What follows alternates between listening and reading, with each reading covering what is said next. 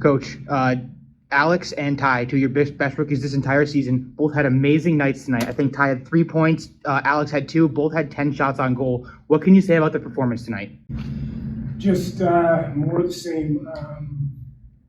Playoffs is a hard game, and Halifax is a physical team. I mean, they make you pay a price to get to those hard areas, and they go there. And that's probably the most impressive thing about those guys consistently all year, is the book on us and other teams are trying to discourage our guys from getting to the middle of the floor, and they just keep going.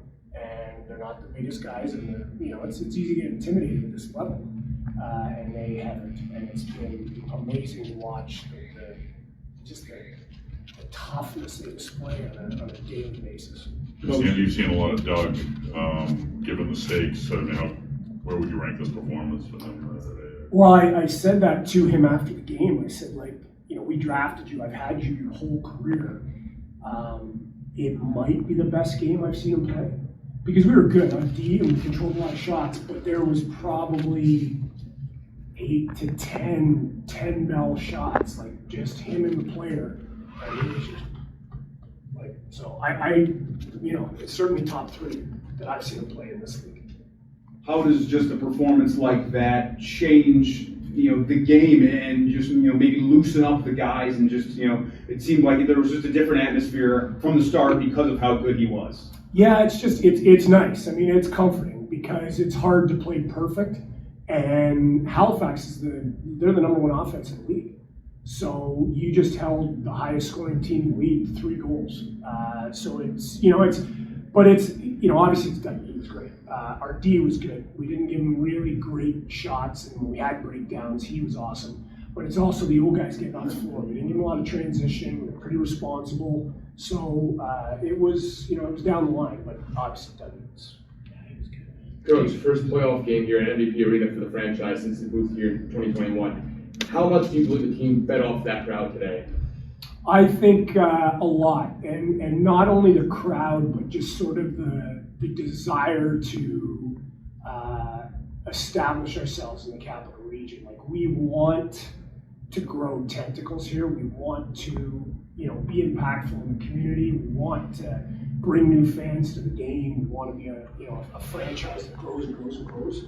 So it was important to us. So they wanted to put on a good show. They wanted to play hard, and I said all along, one of our goals was to, get the home playoff game to expose the capital region to more lacrosse and playoff lacrosse. And then, the next step in that is winning tonight, so we get another game at home, which is, it's fantastic. It's good for the game. And it's important to our guys. Wagner with 10 loose balls, a couple of block shots, a couple of crossovers, and a couple of goals. Yeah. Can you tell us a little more about him again? We don't throw it. He's overrated. No, it's great. And I told you guys when we made that move, right? It was very purposeful. It was a piece that we had coveted for a while. And what we do when we make moves, trades, we're thoughtful that they fit into what we want to do. And obviously there's sort of the rewards to that, right? John was a guy that we thought would complement and accentuate our D, and that's what's happened. Defense took some, I guess you'd say, ill-advised penalties in the first quarter.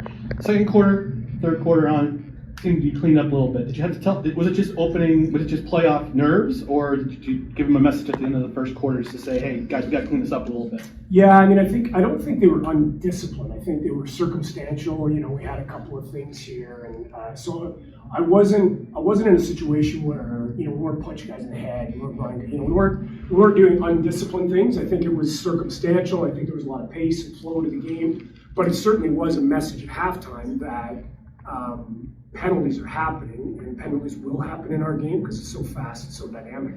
But we can't be undisciplined. We can't take undisciplined penalties, because we think our strength is when we can play 5-on-5 and what I call half-court games, right? If we can control the pace in between the lines, play team defense 5-on-5, 5-on-5 offense, I think that's where the advantage lies for us.